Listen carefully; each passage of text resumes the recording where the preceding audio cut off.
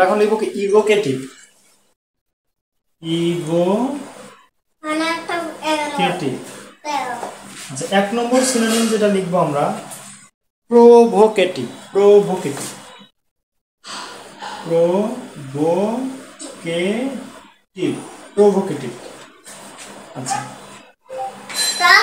এরপর আমরা লিখতে পারি প্রোক্যাটিভ। প্রোক্যাটিভ। স্টিমুলেটিং।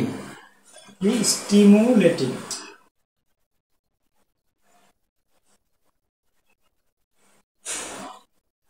স্টিমুলেটিং। আচ্ছা, তারপরে আমরা লিখব কি সাজেস্টিভ।